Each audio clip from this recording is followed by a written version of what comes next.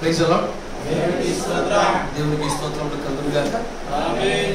మనమందరం కూడా పరిశుద్ధ గ్రంథాన్ని తెరచి యెషయా గ్రంథం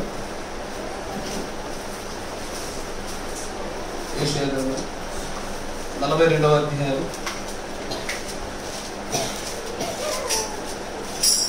8వ వచనం చూద్దాం. యెషయా గ్రంథం 42వ అధ్యాయము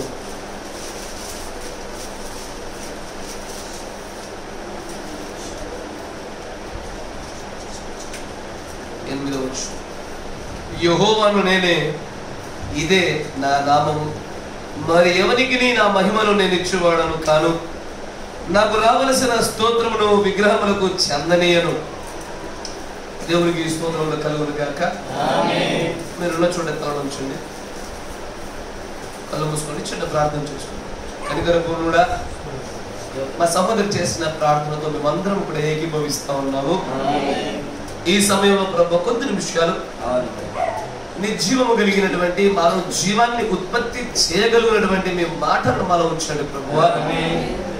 చదివినటువంటి లేఖనముల యొక్క ఆంతర్యమును, దాని యొక్క ప్రత్యక్షతను, ఈ కాలానికి ఇవ్వబడుచున్నటువంటి సమస్తమైనటువంటి ప్రభు సమాచారమును మా అందరిలో కూడా మీరు నింపమని ప్రార్థన చేస్తా ఉన్నాము.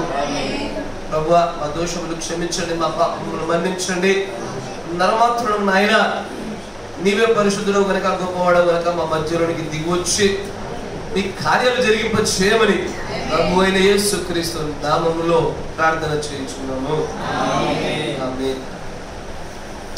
దేవునికి స్తోత్రములు కలుగును గాక. మరొకసారి ఆదివారం దినం తర్వాత మరలా ఆయన సన్నిధిలో మనం ఇలాగ కలుసుకోవడం అనేటువంటిది చాలా సంతోషకరమైనటువంటి విషయము.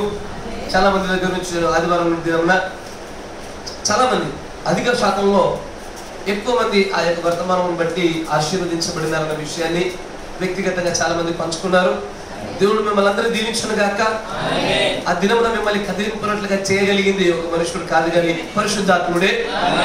ఆయన మిమ్మల్ని అధికంగా ప్రేమించాడు కనుకనే మీతో ఆ మాటలు మాట్లాడినాడు. మీకు ఆదరణ కలగాలని ఆశించాడు కనుకే మిమ్మల్ని దర్శించినాడు ఆయన. అంతేగాని ఏ మనుషుడికి కూడా ఆ ఘనత చెందడానికి ఎన్నటికీ వీలు లేదు.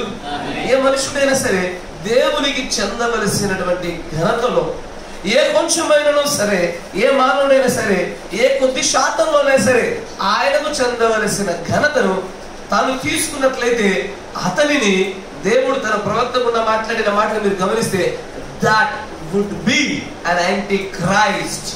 అంటే అలాగున మాట్లాడినప్పుడు చేయబడిన వాడు సైతము, చేస్తున్న వారు సైతము అంత్యక్రీస్తులు అవుతున్నారు, అపవాది కుమారులు అవుతున్నారు. వారు ఈ లోకంలో రాబోతున్నటువంటి తర్వాత రావాల్సినటువంటి ఆ పాప పురుషుని యొక్క సంబంధిగా వారు మార్చబడుతున్నారు. అందుకే చదవబడిన లేఖనంలో కూడా మనం గమనించినట్లయితే అంటాడు, యెహోవాను నేనే, ఇదే నా నామము, మరియు నా మహిమను నేను ఇచ్చువాడను కాను. గమనించండి, ఈ మాటను సరిగ్గా లోతులో గమనించాలి మీరు. ఆయన ఏమంటాడంటే, ఇక్కడ ఆయన పలికిన మాట చూడండి, నేను నా మహిమను ఎవరికి ఇవ్వడానికి ఇష్టపడను, నేను ఇచ్చువాడను కాను అంటాడు. కానీ ఇదే మాటను యోహాను సువార్తలో యేసు ప్రభువు అంటారు, తండ్రి నేను నిన్ను మహిమపరిచితిని, నీవు నన్ను మహిమపరచుచున్నావు, నేను మిమ్మల్ని మహిమపరచుచున్నాను అంటాడు ఆయన. నా మహిమను మీకు ఇచ్చుచున్నాను అంటాడు ఆయన. ఇక్కడ ఒక చోట నా మహిమను మీకు ఇవ్వను, నేను ఎవరికి ఇవ్వడానికి ఇష్టపడను అన్నాడు ఆయన. కానీ అదే దేవుడు, అదే వాక్యము యోహాను సువార్తకు వచ్చేసరికి నేను మీకు మహిమను దయచేస్తున్నాను, మిమ్మల్ని మహిమపరుస్తున్నాను అంటాడు ఆయన. అది అంతేకాకుండా రోమపత్రిక 9వ అధ్యాయం అంటాడు ఏమని, ప్రీ డెస్టినేషన్ కి సంబంధించిన లేఖనం ఉంటుంది. ముందు నిర్ణయం గురించి మాట్లాడలేక దేవుడు ముందుగా ఎవరిని ఎరిగారో వారినే పిలిచారు, ఎవరిని పిలిచారో వారినే నీతిమంతులుగా తీర్చారు, ఎవరు నీతిమంతులుగా తీర్చారో వారినే మహిమపరిచారు. ప్రభువా, నీవు మహిమను ఎవరితో పంచుకోవు కదా, నీవు ఏ ఒక్కడితోనే మహిమ పంచుకోవడానికి ఇష్టపడనన్నావు కదా. మరలా తండ్రికి ఏ మహిమ ఉండేదో ఆ మహిమ చేత నేను మహిమపరచబడినాను, నాకు ఏ మహిమ ఉన్నదో నాకు అప్పచెప్పబడిన మందకు కూడా అదే మహిమను దయచేస్తున్నాను అంటా ఉన్నావు. మీరు గమనించండి, ఇక్కడ మాట విన్నారా? అంటే చూడండి, నేను నా మహిమను నేను ఇచ్చేవాడను కాదు. ఇంగ్లీష్ లో అంటే చూడండి, I am the Lord that is my name, and my glory will not give to another. ఏమన్నాడైనా ఆ పదానికి అర్థం గమనించండి. I will not give my glory to another. మరొకడికి కదా, అనదర్ అనే పదానికి అర్థం ఏంటి?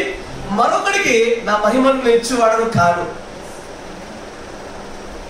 అయ్యా, మీ ఆస్తిని మీకు పరిచయం లేని వాడికి మీరు ఎప్పుడు ఇవ్వరు, మీ కుమారుడికి ఇస్తారు. ఆమేన్.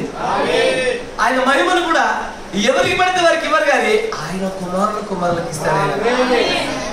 He will definitely share his glory.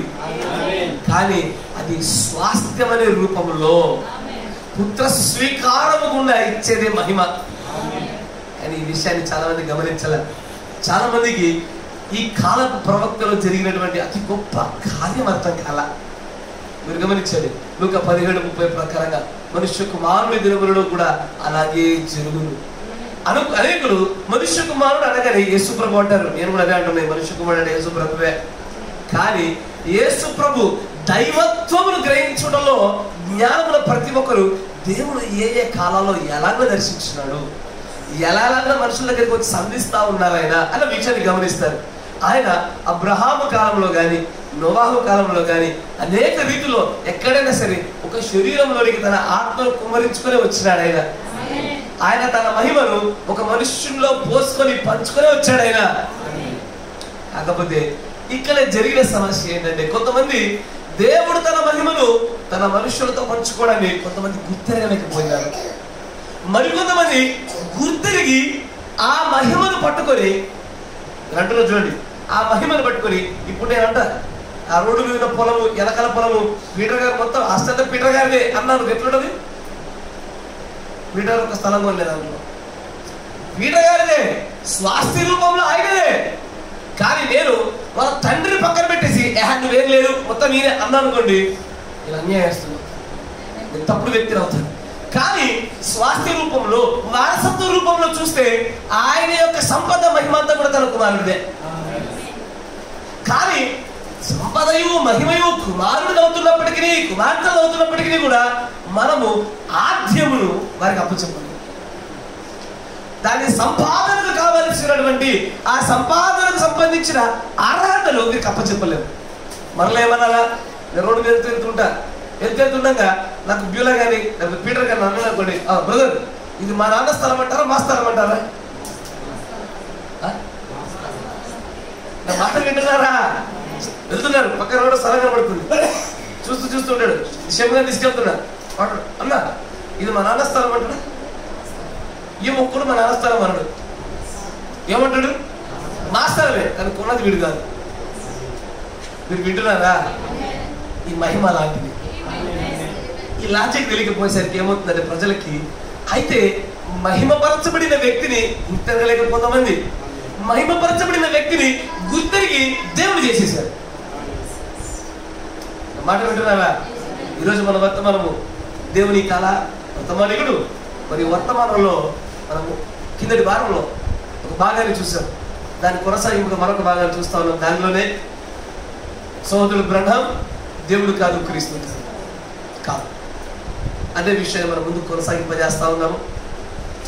ఈ బుధవారం దినాలలో ఖచ్చితంగా ఈ వర్తమానానికి సంబంధించినటువంటి అంశాలపై అధికంగా మాట్లాడడానికి ఇష్టపడుతూ ఉంటున్నాను నేను. ఎందుకంటే చాలా మందికి ఈ వర్తమానంలో ఉన్నటువంటి అనేక రీతులుగా బలమైన వేర్లు లేవు. ఎదుర్కోవలసినటువంటి సందర్భాలు రాగానే అందరూ ఎగిరిపోతున్నారు. ఒకరు ఈ కాల ప్రవక్తను నిజంగా ప్రవక్త నిరూపించలేకపోతున్నారు. వారి నమ్మిక మట్టుకు వారు కలిగి ఉంటున్నారు, కానీ నిరూపించలేని పరిస్థితుల్లో నిలబెట్టారు. ఎందుకయ్యా అంటే, ఒకటి నేను బలంగా నమ్మేది బోధ లేక, బోధించువారు లేకే వాళ్ళు అలాగే సిద్ధపడలేకపోతున్నారని బలంగా నమ్ముతున్నారు. బోధించువారు ఉంటే అక్కడ కాపరి దగ్గర నుంచి దేవుడు బయలుపరిచే 100% విషయాల్లో కనీసం ఒక 30-40% అన్న విశ్వాసం పట్టుకుంటారు బలంగా మర్చిపోకుండా. ఎప్పుడైనా వాళ్ళు రాసుకున్న నోట్స్ తిరిగి చూస్తుంటే 90-95% ఇన్ఫర్మేషన్ అంతా వచ్చేస్తారు. ఆమేన్. కనుక నేను ఖచ్చితంగా మీరు వర్తమానంలో చాలా బలమైన పునాదులు తొక్కాలని ఆశపడుతూ ఉంటాను. ఇప్పటికీ మీరు ఏ స్థాయికి వచ్చారని నేను నమ్ముతున్నా అంటే, మీ దగ్గరికి ఏ దుర్బోధ అయినా సరే ఒకటి పట్టుకొని వచ్చినా, ఒక మహిమ కార్యమును కానీ, ఒక అద్భుత కార్యమును కానీ, ఒక సూచనను కానీ, వెలుగు రూపంలో ప్రత్యక్షమవుతున్న ఒక దర్శనం బట్టి కానీ ఈ వర్తమానం నుంచి మీరు ఎన్నడూ తొలగిపోరని నేను నమ్ముతా ఉన్నా. మీకు ఒక వెలుగుదూత కనబడి, కుమారుడా కుమార్తె నువ్వు దేవుడు పంపించినాడు, ఈ వర్తమానం సరైనది కాదు అని చెప్పినా కూడా నీవు కదల్చబడవు అని నమ్ముతున్నా. మీకు గుర్తున్నారా, లూథర్ అనేటువంటి ఒక దూతకి సాతాను గారు చేసింది అదే. అతను ఒక గుహలో ఉండి ప్రార్థన చేస్తూ ఉన్నాడట. రణంగా చెప్తా ఉంటారు. ప్రార్థన చేస్తుంటే అక్కడికి కిరీటం పెట్టుకొని తెల్లని వస్త్రాలు పోలి వచ్చి పైనుంచి కింద నిలువుటంగి వేసుకొని వచ్చి లూథర్ లూథర్ సడన్ గా ఆయన ప్రార్థన చేసుకునేవాడు, ధ్యానం చేస్తున్నవాడు లేచాడు. లేచి చూస్తుంటే తెల్లటి రూపంలో పైనుంచి కింద నిలువుటంగి కనబడుతుంది, ప్రకాశమానంగా కనబడతా ఉంది, పైన కిరీటాలు కనబడతా ఉన్నాయి. అలాంటి ఒక దర్శనం కనబడగానే మీరైతే ఖచ్చితంగా తెల్లారి చర్చ మానేస్తారు. మానేమంటే అద్భుత కనబడి సుకేష్ బ్రదర్ దగ్గర పోదు, ఆ సంఘం వద్దు, ఫలానా సంఘానికి అక్క నేను ఉన్నానని చెప్పాడు అనుకో, నాకు దేవుడు ప్రత్యక్షపడి నాకు ఎవరు చెప్పాల్సి అక్కర్లేదు, వెళ్ళిపోతారు మీరు. కరెక్టేనా? ఒక్కపోతే కండిషన్ పోకుండా చేయాలని మాట చెప్పేది. రేపు తిన్నా మళ్ళీ ఇలానే సందర్భం వచ్చిందనుకో, ముందుగానే చెప్పుకున్నారు అని ఒక బ్యాంకులోకి అకౌంట్ వేసి పెడుతున్నాను మీకు అట్లా. అప్పుడు ఆయన సడన్ గా ఉన్నట్టుండి అక్కడ దేవుని యొక్క ప్రత్యక్షత ఒక ఆలోచన, ఒక మాట కలిగినది. ఏంటది? అదేంటి నాకు కిరీటం ఎందుకుంది? పరిశుద్ధులు కదా తమ కిరీటంలో కింద వేసి ఆయనకు కిరీటం ధరింపజేసేది. ఇప్పుడే ఆయనకు కిరీటం ఉండదుగా, పరిశుద్ధులందరూ ఇక్కడికి వెళ్ళాక కిరీటం వస్తుంది కదా అని లేఖనములలో ఉన్న జ్ఞానాన్ని బట్టి తన ముందు ప్రత్యక్షపరచబడినటువంటి సహజాతీతమైన ఒక దర్శనములో తప్పించుకోగలిగినా నేను. లేఖనాల పట్ల జ్ఞానం లేదనుకోండియా, మీకు వర్తమానంలో నిజమైన పునాదులు లేవనుకోండి, ఎవడు ఏదొచ్చి చెప్పినా నీ యొక్క మనస్సు కదల్చబడుతుంది. ఎవరు ఏదొచ్చి చెప్పినా సరే, తప్పుడు బోధైనా సరే, ఏదైనా సరే మనస్సు ఖచ్చితంగా ఏమైపోతుందంటే అయితే నమ్ముతారు, లేదా నమ్మకపోయినా సరే లోపల ఎక్కడ అలజడి ఉంటుంది. కరెక్టేనేమో, ఎట్లా మరి సమాధానం ఎట్లా చెప్పాలి అనేటువంటి ఒక అలజడి రేపుకుంటాం మనం. కాబట్టి ఈ వర్తమానంలో బలమైనటువంటి పునాదులు ఉండాలా, లేకపోతే జరగదు. చాలా మంది అడుగుతారు, అయ్యా మరి లూకా 11:30 ఆయన అంటున్నాడు కదా, మీరేమో బ్రహ్మణుడు దేవుడు కాదు క్రీస్తు కాదు అంటున్నారు, మరి లూకా 11:30 మాట్లాడుతుందేమో మనుష్య కుమారుడి గురించేగా, క్రీస్తుని గురించేగా, అది ఎలా సాధ్యమవుతుంది అన్న విషయం మీరు దానికి సమాధానం చెప్పాలంటే ఒక ముక్కలు అవును కాదు అని 2 ముక్కలు చెప్పేది కాదని. అవును కాదు, లూకా 17:30 బ్రహ్మ గురించేనా?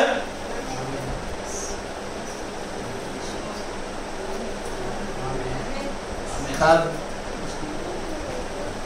కాదనకు సత్యము, అవునకు అంతే సత్యము. ఎందుకంటే ఆయనలో మనుష్యుని భాగం ఉంది, దేవుని భాగం ఉంది. Yes or no? ఆ 2 భాగాల గురించి ప్రత్యక్షత కలిగి ఉండి మనం మాట్లాడాలి.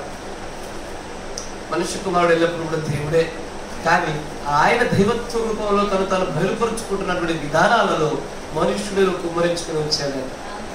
ప్రవక్తలయందు నివసించుతున్నటువంటి క్రీస్తు ఆత్మ అంటాడు ఆయన. ఆమేన్, ప్రైజ్ ది లార్డ్. అంటే గమనించండి, ఆయన మహిమను ఎవరితో పంచుకోను అన్న మాటలను బట్టి నిర్గమకాండంలో యెహోవాను నేనే, నేను తప్ప మరొక దేవుడు లేడు, మీరు భూమి క్రిందనేను, నీళ్ళ క్రిందనేను, ఆకాశంలోనేను ఏ రూపాన్ని మీరు చేసుకోవద్దు, దేనికి మీరు సాగిలపడకూడదు. ఈ మాటలన్నీ కూడా ఏకత్వాన్ని సూచిస్తా ఉన్నాయి. ఈ మాటలు ఎల్లప్పుడూ కూడా దేవుడికి చెందవలసిన మహిమను ఏ ఒక్కడికి చెందడానికి ఇష్టం లేకుండా దేవుడు పెట్టిన హద్దులను మనుషులు గుర్తెరిగారు. కనుకే ఏ మనుషులు గణపరచబడిన విశ్వాస హృదయం ఎప్పటి కూడా సంతృప్తి చెందదు. దేవుడే కదా గణపరచబడవలసింది అంటాడు. కరెక్ట్?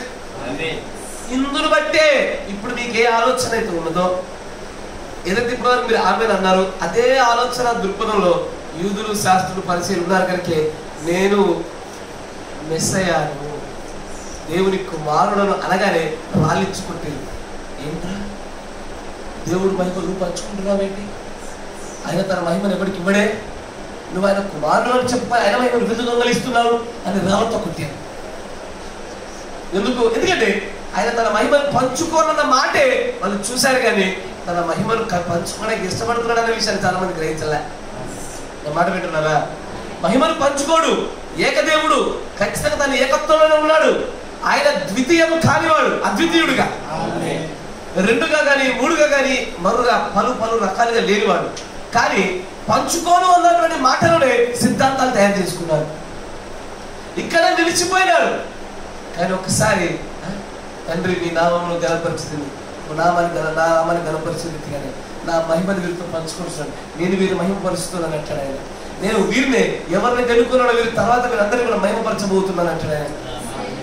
మహిమ ఒకరికి ఇవ్వకుండా ఎలా మహిమపరచబడతారా? ఇప్పుడు ఇశ్రాయేలీయులు అంత మగిపోవచ్చున్నటువంటి మోషే యొక్క ముఖ తేజస్సు యొక్క మహిమను చూడలేక ముఖాలపై మొహం కప్పుకున్నారు. తన మహిమను మోషేకి ఇస్తేనే కదా ముఖం ప్రజ్వలిల్లింది. ఆమేన్. మరి మహిమ రోజుతో పంచుకున్నాడుగా. అంటే ఈ యొక్క విషయంలో సందిగ్ధత వల్లే, స్పష్టత లేకపోవడం వల్లే చాలా మందికి అర్థం కాదు. చాలా మంది లూకా 17:30 దగ్గరకు వచ్చరికి నేటికి వ్రతంలో ఉన్న వాళ్ళు కూడా మీ 18 లూకా 17:30 మీరు ఎప్పుడు వినలే. నాకు తెలిసిన విషయం. ఎందుకంటే వారు అంగీకరించడం లేదు, అంగీకరించడం నాకు తెలిసిన విషయం. నేను నేరుగా మాట్లాడాను చాలా మందితో కూడా, చాలా మంది అంగీకరించడం. ఎందుకంటే వారికి స్పష్టత దొరుకుతుంది. లూకా 17:30 ఈ కాలంలో యొక్క నెరవేర్పు అని చెప్తుంటే అంగీకరించాల. ఎందుకయ్యా అంటే ఆయన మహిమను ఖచ్చితంగా తన ప్రవక్తలతో పంచుకుంటాడు. ఆయన prophets are nothing but the childrens of God. అందువరకు దేవుడు ఏ మానవులకు పిలవనటువంటి ఒక పిలుపు, తనకు మాత్రమే సరితూగే ఒక పిలుపును ప్రవక్తలకు ఇచ్చాడు. ఏమని? సన్ ఆఫ్ మ్యాన్, నరపుత్రుడా. అంటే ఇంగ్లీష్ లో అట్లా ఉంటుంది సన్ ఆఫ్ మ్యాన్, తెలుగులో దాన్ని ఏమంటాము? మనుష్య కుమారుడా. దానియేలు అన్నాడు కదా, అన్నాడా లేదా? దానియేలు ఓ మనుష్య కుమారుడు చాలాసార్లు అంటూ ఉంటారు ఆయన. అంటే ఆలోచన చేయండి, మోషేతోనైనా సరే ఎవరితోనైనా సరే ఆయన తన మహిమను వాళ్ళతో ఖచ్చితంగా పంచుకున్నాడయ్యా. పంచుకున్నడం బట్టే ఆయన ముఖము ప్రజ్వలించుకుంటూ కనబడింది. కానీ తన మహిమను పంచుకునే విధానం వేరు, తన మహిమను పంచుకునే విధానం వేరు. దీన్ని ఉదాహరణ చూపించాలంటే దేవుడి కాల ప్రవక్తకుండా అంటాడు ఏమనంటే, మీరు పరలోక రాజ్యానికి వెళ్ళాలంటే సంఘములో చేరుట వల్ల కాదు కానీ సంఘములో జన్మించుట వల్ల అంటాడు ఆయన. ఈ మాట గమనించాలి. చేరడం వల్ల నీకు సభ్యత్వం రాదు, జన్మించడం వల్ల వస్తుంది. ఇప్పుడు చూడండి, మహిమ పంచుకుంటారంటే రాదు, అడిగితే రాదు. ఆయనకు జన్మించబడితే వస్తుంది, ఆయనకు పిల్లలైతే వస్తుంది. కానీ ఆయన పిల్లలకు వచ్చిందని బట్టి ఇక్కడ ఏం జరుగుతుంది? చిన్న దేవుళ్ళు గాను, చిన్న మహిమ కలిగిన మనుషులు గాను, ప్రవక్తలు గాను కనబడుతుంటే మనుషులు వారినే దేవుళ్ళుగా చేస్తారు. అక్కడ వచ్చింది పొరపాటు అంతా. ఇప్పుడు దేవుడు నాకు మహిమను అనుగ్రహించి నేను ఒక 100 గొప్ప గొప్ప కార్యాలు చేస్తాను అనుకో, నన్ను కూడా దేవుడిని పిలిచేటువంటి జ్ఞానం లేని ప్రజలు ఉన్నారు ఈ లోకంలో. వింటున్నారా? అది ఎందుకయ్యా? నేను ఇంకొక ఏమంటుందని ఇంకొక 10-15 అట్లా వరుస పెట్టి కొన్ని అద్భుతంగా జరిగాయనుకోండి, మనుషులు దేవుడికి బదులుగా నన్ను కనపరిచేటువంటి ప్రమాదం కూడా ఉంటుంది ఇక్కడ. కరెక్టేనా? కానీ ఆలోచించండి, ఇక్కడ దేవుడు తన ప్రవక్త కూడా సెలవిచ్చిన మాట చూడండి. ఆయన ఎల్లప్పుడూ కూడా ఈ విషయంలో చాలా కాన్షియస్ కలిగి ఉన్నాడు, స్పృహను కలిగి ఉన్నాడు. ఆయన అంటాడు, నేను అసలు మెస్సయాను కానే కాదయ్యా, నేను క్రీస్తును కాదు, నేను దేవుడను కాదు. కానీ ప్రజలు ఏం చేస్తారంటే, నా మాట విన్నారుగా, దేవుని మహిమను ప్రవక్తల్లో కొంత పంచుకునేసరికి ప్రజలు ఆయన కనబడడు కనుక ఆయనకు గుర్తినలేకపోతున్నారు. ఈయన కనబడుతున్నాడు కనుక ఈయననే పట్టుకొని తిరుగుతూ ఉన్నారు. అందుకే దేవుడి యొక్క ప్రవక్త అంటాడేమో తెలుసు, చూడండి అద్భుతంగా అంటాడు చూడండి. 54-05-09.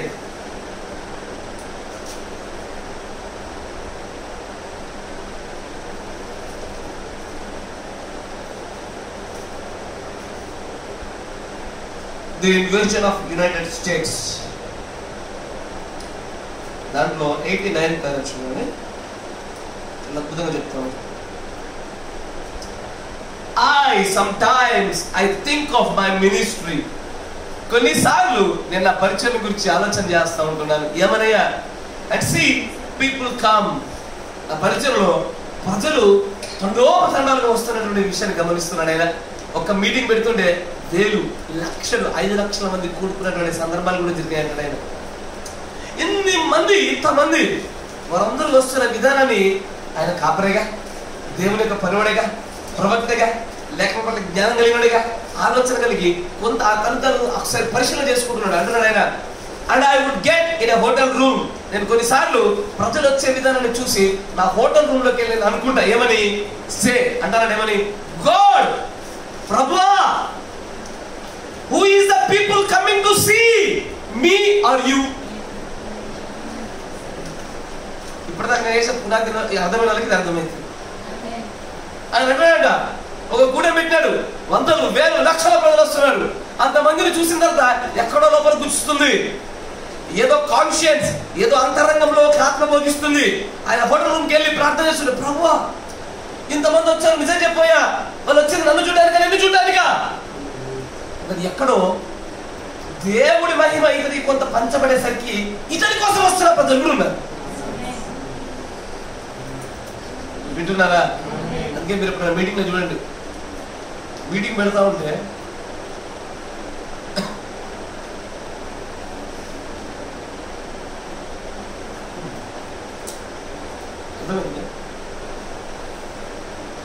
కనబడదు కదా ఫోటో, వధువు ఉచ్చిగా కొడుకులేరు, 14-15 తారీఖులో సాయంత్రం 6 గంటలకి ప్రతి ఒక్కరు రాగలరు.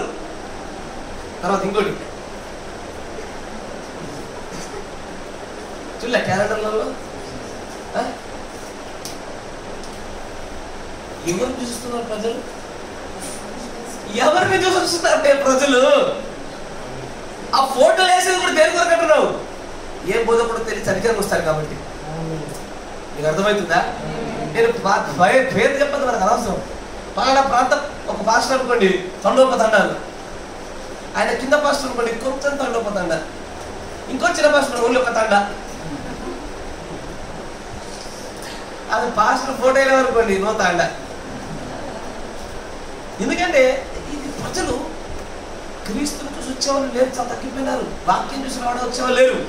ఆయన దాన్నే బాధపడుతున్నాడు, తన పరిచయం చాలా తీక్షణంగా పరిశీలిస్తున్నాడు. ఆయన అంటే sometimes I see my ministry, కొన్నిసార్లు నా పరిచయం చూసుకుంటున్నా, పీపుల్ కమ్ అండ్ గో, ప్రజలు వస్తూ పోతున్నా చూస్తున్నా, నాకు అనిపిస్తుంది ఎవరికి వెళ్ళి అడుగుతున్నా, ప్రభా నా కోసం వస్తున్నారు, నీ కోసం వస్తున్నారు, నేను బాగు చేస్తానని చెప్పి నన్ను అనుకుంటున్నారు ఏంటి వీళ్ళు, నా కోసం రావడం ఏంటి వీళ్ళు అంటే చూడండి. చూసినట్లయితే if they are coming to see me, ఒకవేళ వారు నన్ను చూడడానికి కనుక వచ్చినట్లయితే దే ఆర్ లాస్ట్. బోధకుని చూసి వచ్చిన, మహిమపరచబడుతున్నటువంటి బోధకుని పట్టుకొని మీటింగ్ చుట్టూ తిరిగినా వారు కోల్పోయిన వారు, వారు తప్పిపోయిన వారు. నువ్వు రావాల్సింది దేని బట్టి తెలుసా? ఒక కూటమికి నువ్వు వెళ్ళాలంటే, అయ్యా బహిరంగ కుటుంబంలో కానీ ఎక్కడ వెళ్ళాలంటే నువ్వు ఒకరికి ప్రార్థించి ప్రభు అని వెళ్ళమంటావా? నువ్వు వెళ్ళవలసినది అయినట్లయితే కనుక ఫిలిప్తో మాట్లాడే, దేవుడితో మాట్లాడా, వెళ్ళి కలువురా అన్నాడు, కలవవా? దేవుడు అప్పుడు ఇప్పుడు ఒకేలా లేడా? మాట్లాడతాడుగా. ఈ కాలంలో మొన్న ఈ మధ్య కాలంలో ఒక వారం కింద హైదరాబాద్లో ఒక పాస్టర్ గారు శైలేష్ గారు, ఆయనతో మాట్లాడే ఒక అవకాశం దొరికింది నాకు. ఆయనతో మాట్లాడుతుంటే ఆయన ఆత్మీయుల గురించి నాకు కొద్దిపాటి అవగాహన ఉంది. నేను అన్నాను, బ్రదర్ మేము మిమ్మల్ని మా దగ్గరికి ఇన్వైట్ చేయాలనుకుంటున్నాము, ఆహ్వానించాలనుకుంటున్నాము, మీరు దేవుని చేత బలంగా వాడబడుతున్నారు కనుక మీ కొద్ది మాటలు మా సంఘంతో పంచుకున్నట్లయితే మాకు కూడా మా సంఘం అంతా కూడా ఆశీర్వాదపడతారు అంటే, ఆయన కాసేపు మాట్లాడిన ఒక అరగంటకి చెప్తాను ఏమని, బ్రదర్ మీకు విషయం చెప్పనా, నేను కూడా పోయిన సైడ్ మా చర్చి తగి చెప్పా ఏమని, తొలికుండా పాస్టర్ ఆయన విద్దాం అనుకున్నాను అని చెప్పాడు ఆయన. నేను ఆశ్చర్యపడ్డా. అప్పుడు ఆయన అన్నాడు ఏమని, చూసావు బ్రదర్, దేవుడు పనిచేస్తే పక్షం పనిచేస్తాడు, ఒక పక్క పనిచేయడానికి కదా. అంటే ఆ జమీం అనే సహోదరి గురించి చూసారా కదా, అటు ప్రణంగారు వైపు నుంచి దేవుడు మాట్లాడాడు, ఈ వైపు నుంచి దేవుడు మాట్లాడాడు. దేవుడు మాట్లాడితే ఇరు పక్కన మాట్లాడతాడు. సేవకు కొన్ని పిలవాలన్నా సరే ప్రతిష్ఠించే వాళ్ళతోనూ మాట్లాడాలా, ప్రతిష్ఠించబడే వాళ్ళతోనూ మాట్లాడాలా. ఎక్కడైనా సరే దేవుడు రెండు పక్కన మాట్లాడుతుంటాడు. కానీ అట్లా లేదు ఇప్పుడు అంతా ఒక పక్క ఓన్లీ మన సైడ్ రోడ్ ఇదంతా ఇక కుట్టేసుకుంటూ వెళ్ళిపోవడమే. మధ్యలో ఒక చిన్న భ్రమ పుడుతున్న ఒక మాట ఏమని, నేను ప్రభు మార్గం నడుచుకున్నాను అని ఒక మాట మాత్రం బయట కనబడుతుంది. నేడు ప్రజలు అట్లే కనబడుతున్నాయా నాకు నేటికి కూడా కొన్ని చూస్తుంటే. ఒక మాట ఆలోచన చేయండి, నీవు బహిరంగ కూటములకు బహిరంగ సమావేశాలకు నువ్వు వెళ్ళావా లేదా నేను అడగడు, నేను నీ కోసం పంపిన నా యొక్క నా దూత మాటలు విని మారావని అడుగుతాడు. Yes or no? అంతేనా కదా. సేవకుల కుటుంబాలు జరుగుతాయి. నేను తప్పని చెప్పడంలా, నా మాట మంచిగా నేను దానికి విరోధం కాదు. సేవకుల కుటుంబం నేను అడగను. కొంతమంది మీటింగ్లు పెట్టి విపరీతమైనటువంటి సేవకుల్ని వాళ్ళ యొక్క సంఘస్థులు అందరూ పిలుస్తూ ఉంటాడు. ఒకసారి ఆలోచన చేయండి, అలాంటి దానికి నేను మొక్కపోయినా మీరు మొక్కపోయినా దేవుడు మిమ్మల్ని ఎక్కడ అడుగుతాడా? అడుగు. మీకు వీలుంటే ఒకరొకరు పొయ్యి కొట్టుకోవడానికి సాధ్యమైతే చేయండి, కానీ అది ఖచ్చితంగా మస్ట్ అండ్ షుడ్ అండ్ కంపల్సరీగా మ్యాండేటరీ ఆబ్లిగేటరీ విషయం కాదు. కానీ ప్రజలు ఏమైనారో తెలుసా? ఈ మధ్యకాలంలో నేను విన్న కొన్ని విషయాలు వింటుంటే, గొప్ప గొప్ప పాస్టర్లు ఈ తెలుగు రాష్ట్రాలలో వాళ్ళు అనేక మంది పాస్టర్లకు ఫోన్ చేసి, ఏం బ్రదర్ మమ్మల్ని ఎందుకు పిలవడం లేదు? మేము ఫారెన్ నుంచి అక్కడి నుంచి ఇక్కడి నుంచి పాస్టర్లు తీసుకొస్తాం, మేము మీ దగ్గర తీసుకురావచ్చా? ఎందుకు ఆహ్వానించడం లేదు మరి మమ్మల్ని? పిలవండి బ్రదర్ అని ఒక గ్యాంగులు ఏర్పడ్డాయి. అలాంటి గ్యాంగుల గురించి మనకు కూడా ఫోన్లు వచ్చినాయి. మీ పాస్టర్కి భయం వేసి పోలే, మీరు వింటున్నారా? పాస్టర్ ఎప్పుడు పోలే. కానీ ఆలోచన ఎందుకంటే వాళ్ళందరూ కూడా వాళ్ళు ఒక్కొక్క గ్యాంగ్కి ఒక్కొక్క వ్యక్తిని ఫ్రంట్ ఫేస్గా పెట్టుకుంటారు, రిప్రజెంటేటివ్ ఫేస్గా చూపిస్తారు. ఆ ఒక్క ఫేస్ చూపించుకొని ఇక లాగుతా ఉంటారు. నేను అడిగే ప్రశ్న ఏంటంటే, నువ్వు నిజంగానే వాక్యమును బట్టి వెళ్ళేవాడవైతే అన్ని చోట్లకి వెళ్ళి, ఎక్కడ వాక్యం ఉంటుందో అన్ని చోట్లకి వెళ్ళి. కానీ అట్లా లేదు. ఎక్కడైతే లెదర్ బైబిల్ ఉంటుంది, ఇది ఇక్కడ కింద కనబడుతుంది. ఏమని? అనుభవజ్ఞులైనటువంటి ఇంటర్నేషనల్ ప్రిచర్స్. ఇంటర్నేషనల్ అంటే నీ లోపల ఏదో దేశం లేస్తుంది. వింటున్నారా? దాన్ని బట్టి అంటాడు ఆయన, ప్రభువా నన్ను చూసి వస్తున్నారా, నిన్ను చూసి వస్తున్నా, నాకు అర్థం కావడం లేదయ్యా. నన్ను చూసి కనుక ప్రజలు వస్తే వారు కోల్పోయిన వారు అవుతున్నారు కదా, నీకోసం రావాలి, వారు నిన్ను చూసి రావాలి కదయ్యా. ఈ ప్రజలు గ్రహింపకున్నారే అంటాడు. తర్వాత అంటాడు ఏమైనా, but O God tear me down, నన్ను చింపాయి, నన్ను నల్లగొట్టేశాయి, నేను అసలు ఏమీ కానివాడని నన్ను పూర్తిగా తూర్తనిగా నరికేతలు పడేసాయి. ఎందుకు తెలుసా? నేను నీకు చెందవలసిన మహిమలో కొంత మహిమను ప్రభువా నేను లాగేసుకుంటున్న ప్రజల దృష్టిలో. ప్రజలు నా కోసం వస్తున్నారు, నీ కోసం రావాల్సిన చోట నన్ను దేవుడు అంటున్నారు, నిన్ను మాత్రం అనవలసిన చోట నన్ను క్రీస్తు అంటున్నారు. మహిమలకు, ఘనతలకు, స్వస్థతలకు నాకయ్య వాళ్ళకు నా నిజంగా క్రెడిట్ ఇస్తా ఉన్నది, కానీ నీకు చెందాలి కాబట్టి ప్రభువా నన్ను చించేయి ప్రభువా.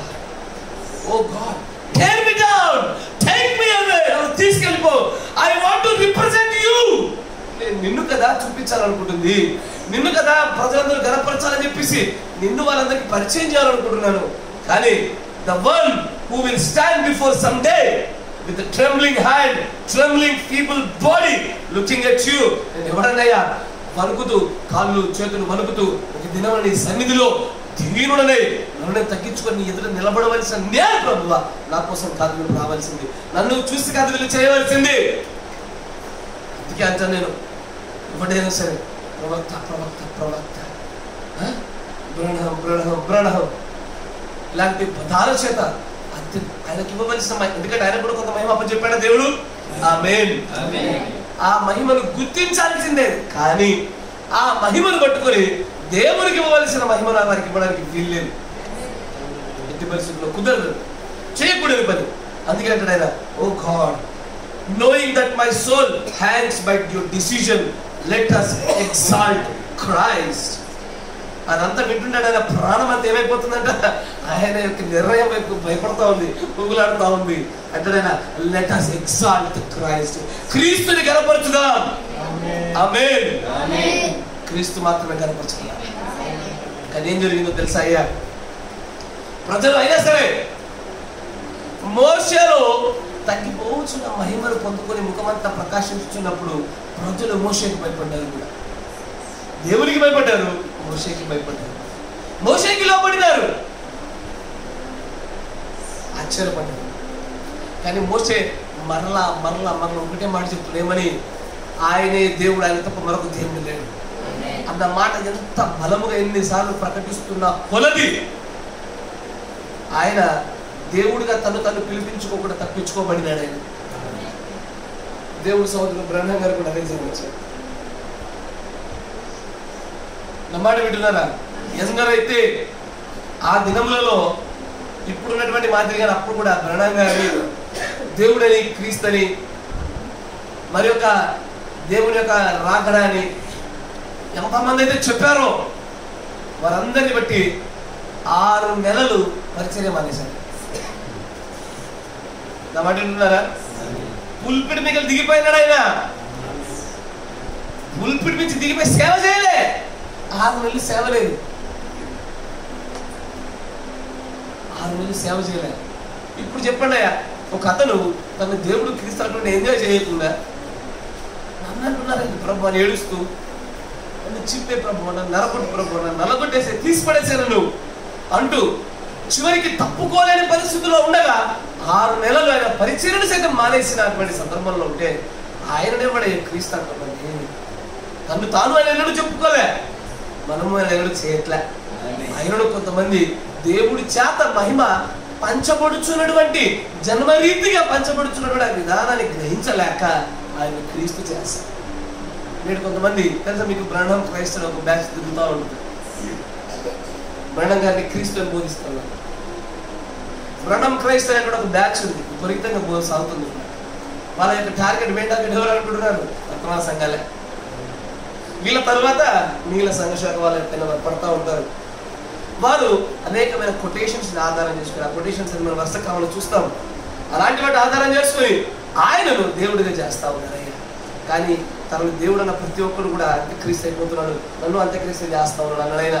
అంతేకాకుండా ఆయన ఏమంటున్నాడు, నేను సేవనైనా మానేశాను కానీ ఈ మాట పడడానికి ఎప్పుడు ఒప్పుకోలే అంటాడు. చూడండి ఎక్కడ మెసేజ్ కూడా వచ్చేసి 61-0611.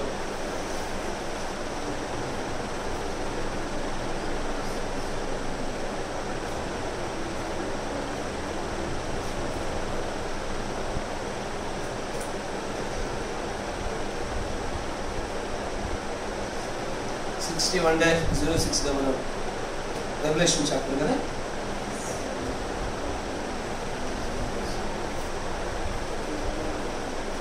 అలా అంటే తెలుగులో ఉన్నటువంటి విషయం చదువుతాను చూడండి.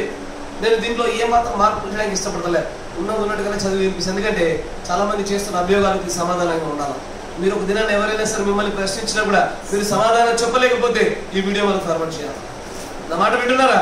ప్రైజ్ ది లార్డ్ అని అంటాడు. ఏమో చూడండి, ఈ సందర్భంలో నాకు సంగతి చెప్పవాలనిపించుతున్నది, దీన్ని చెప్పుట బహు అవశ్యము. ఏదో చెప్పవాలని నాకు నడిపింపు కలుగుతున్నది, అది నా హృదయాంతరంగమును పిండి వేయించున్నది. నేను ఇది బలవంతంగా చెప్పుచున్నాను, ఇది తేపగుచున్నదని నాకు తెలుసు. ప్రపంచం దీనిని విన్ను. నేను ఒక కారణము చేత సేవను విడిచిపెట్టి ఉన్నాను. మీరు వింటున్నారా? ఇవన్నీ కూడా ఆయన పలికిన అవే మాటలు నేను చెప్తాను, నా మాటలు కాదు అని అంటాడు. నేను ఒక కారణం బట్టి నా సేవను వదిలేస్తా ఉన్నాను, నేను విడిచిపెట్టవలని వచ్చేందుకు చింతించుచున్నాను.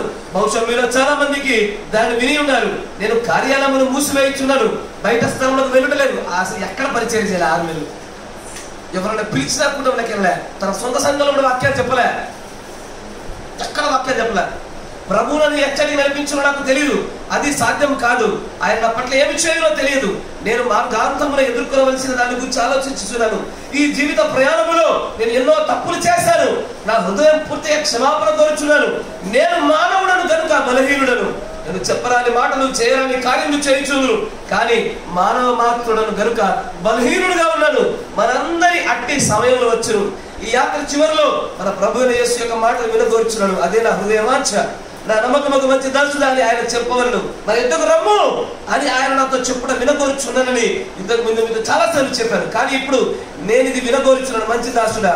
తర్వాత మరొక పేరలో, నా ప్రభువును రక్షకుడు అగు యేసుక్రీస్తు నిజముకు దాసుని ఉండగోరాను.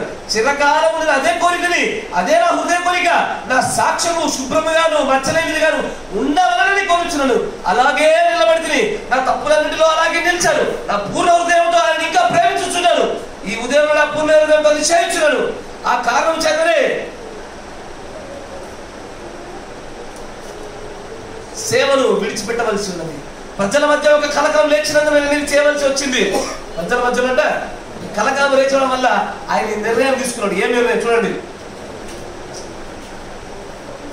ఏమంటారు చూడండి. నన్ను సేవకునిగా లేదా సోదరునిగా పిలుచుచున్నారు, కానీ కొందరు యేసుక్రీస్తునుగా చూస్తున్నారు. ఆయన యేసుక్రీస్తు అన్నందుకు ఆయన సేవ మానేశాడు. చిన్న చిన్న పాంప్లెట్లు పంచారు. ఆయన పలికిన ఇవే మాటల్లో ఏమని, నేను క్రీస్తుని కాదు దేవుని కాదు అని చెప్పి చిన్న పాంప్లెట్లు పంచారు. ఆయన గుడ్డి ప్రజలకు వర్తమానంలో నుంచి బ్రహ్మం క్రీస్తు అనేది దుర్బోధలు దూకిన వారికి అర్థం కాలే. నేను ఇప్పుడు ఈ వర్తమానంలో చూసుకోవాల్సినటువంటి వ్యక్తులకు అర్థం కాలే. నా మాట వింటున్నారా? కానీ ఒక విషయం గమనించండి, క్రైస్తవులకు బాధ్యతలో ప్రవక్త చెప్తా ఉంటాడు. నా మాట మంచిది రండి. ఎక్కడ ఉంటాడంటే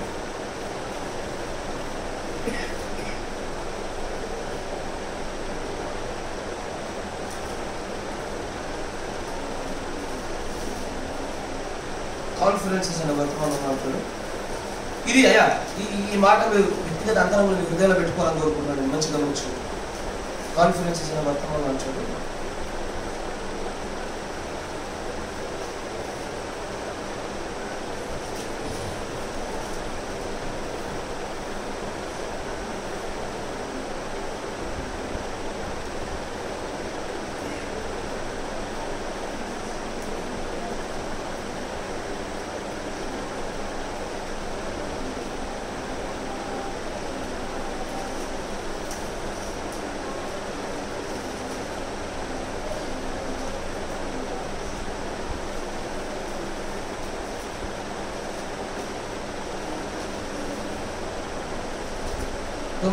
అయ్యా ఈ మాట ఇప్పుడు మంచిగా మిగతా విషయం తర్వాత చెప్తాను మీకు చదివా. ఇది ఈ వర్తమానంలో మీరు చేయాలి, ఖచ్చితంగా మీరు చేసి తీరాలి. ఇది చేయబోతుంది సమస్యగా మారింది. కాన్ఫరెన్స్ 63-0608 63-0608 ఇది మీరు నేర్చుకోవాలి. ఈ జ్ఞానం కావాలి మీరు. చూడండి 63-0608 తెలుగులో ఉందామా? 195 చూడండి, తెలుగులో ఉంటే బాగుంటుంది.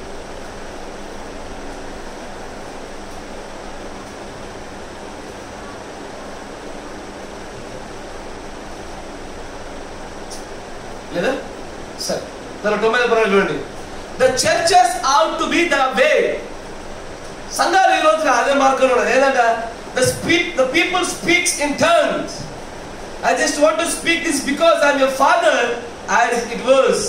తర్వాత నెక్స్ట్ 90 మంచి చెప్తుందండి.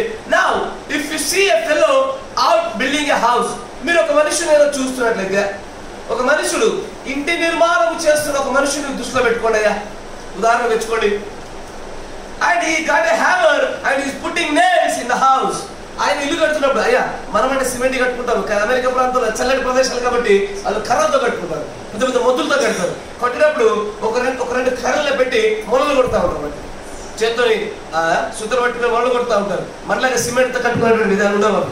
ఆయన అంటే చూడండి, అక్కడ ఒక మనుషుడు కనుక ఇల్లు కట్టేప్పుడు అతను ఆ మేకలు పెట్టి సుత్తతో కొడుతున్న ఒక వ్యక్తిని చూడండి. You walk up ఆయన దగ్గరికి వెళ్ళి అంటావు, and you got a machine that can put a cake of nail in it. ఇది సౌండ్ వస్తుందా? సుత్తతో కొట్టడానికి ఎంత సమయం పడుతుంది?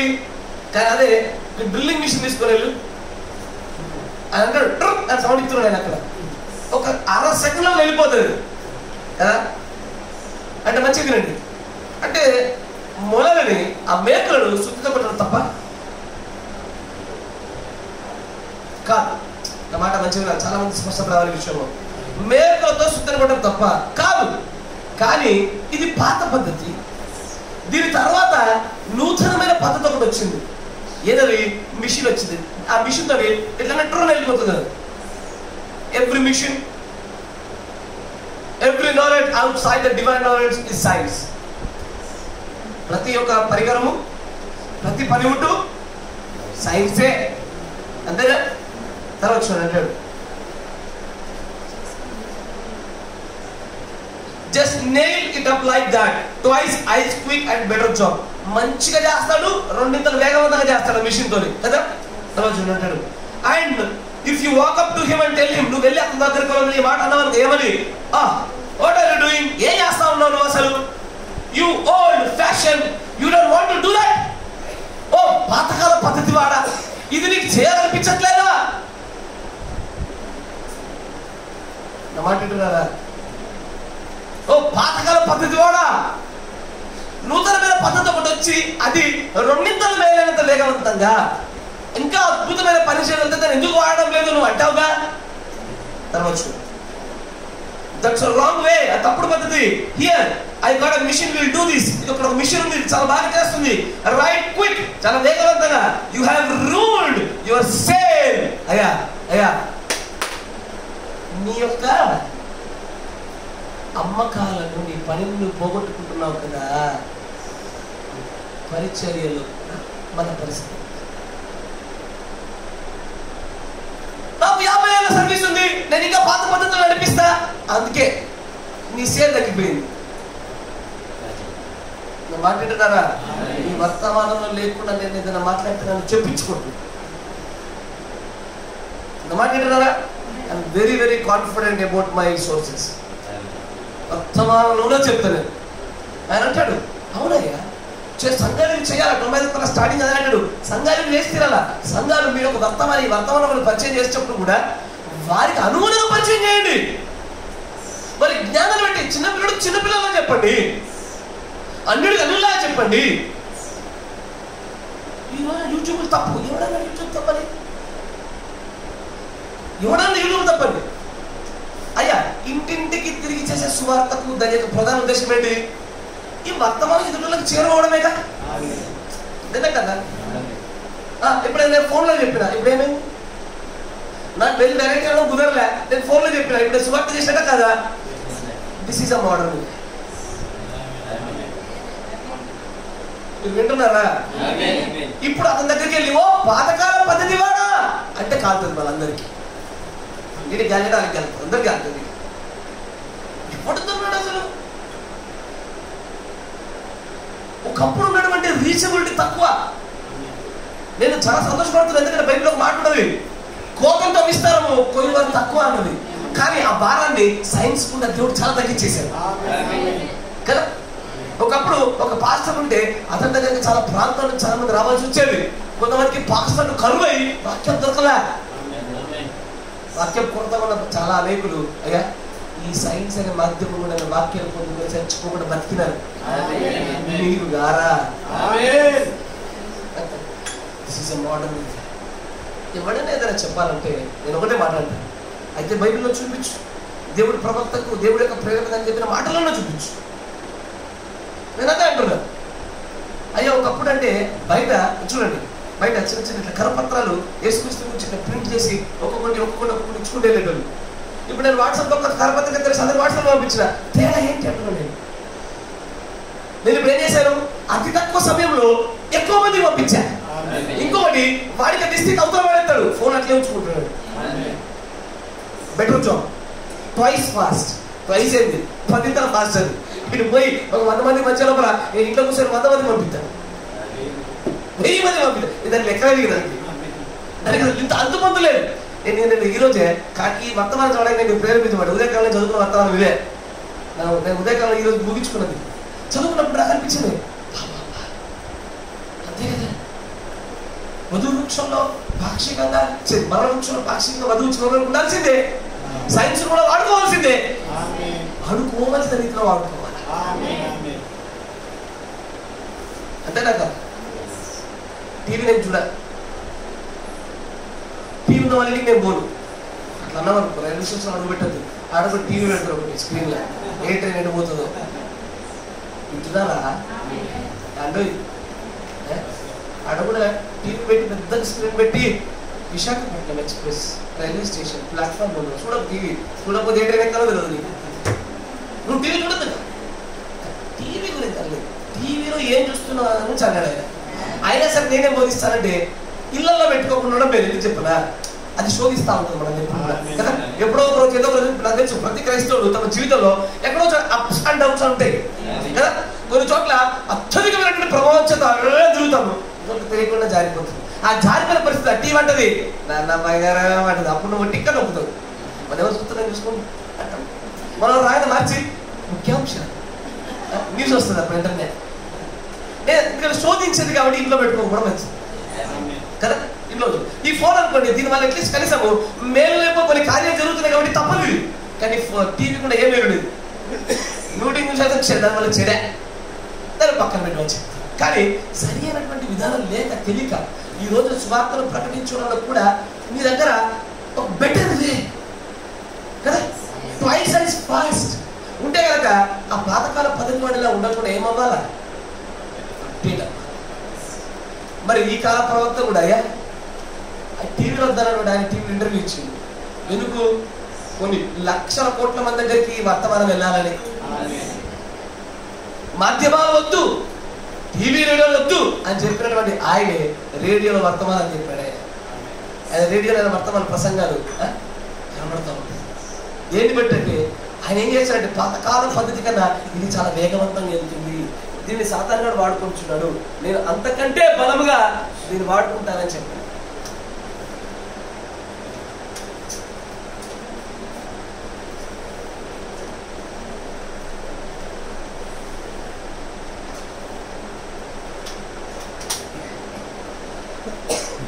అంతకంటే బలంగా నేను వాడుకోవాలనే ఉద్దేశం చేత ఆయన ఈ టేపులను రికార్డ్ చేసి పెట్టాడు.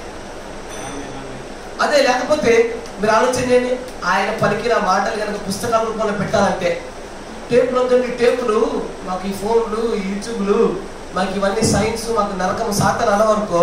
ఈ రోజు నీకు వర్తమానం కావాలంటే నీకు తెలుసా, కనీసం ఒక పెద్ద రూమ్ కట్టుకోవాలి 1200 వర్తమానాల కోసం. రాయడానికి వాళ్ళే తెచ్చేవాళ్ళు, కొనుక్కోవడానికి యాస్తాం కొనేవాడు. యాభైతో 1200 వర్తమానాలు. ఇప్పుడు మన దగ్గర ఉన్నాయి కొన్ని వర్తమానాలు, తిప్పి కొడితే 50 లేవు, 50 టాపిక్లు లేవు. టాపిక్స్ వైజ్గా 50 టాపిక్లు లేవు, దానికి 7,000 ఖర్చు అయింది. ర్యాంకులు కొని సెట్ చేసి అనుకున్నా 50 అంశాలు లేవు, దీనికి ఇంత ఖర్చు అయితే 1200 వర్తమానాలు 50 పెట్టాలి అనుకున్నాను. ఎప్పుడు ఉంటుంది? But we have a technology. ఎందుకంటే ప్రవక్త చెప్పిన మార్గం మనం పాటించాలి. దేవుడు ఊరికే మాట్లాడి ఇప్పుడు అట్టుకున్నాడు. చూడండి ఏమంటాడు ఇక అంటాడు, you business men know that. ఓ మీరు బిజినెస్ చేస్తున్నారు, మీకు తెలుసు. You have ruined your sale. The thing is to do go up and brag on him how we can build and just introduce the product. ఆ product వాళ్ళకి ఏం చేయాలా? Introduce చేయాలంటారు కదా.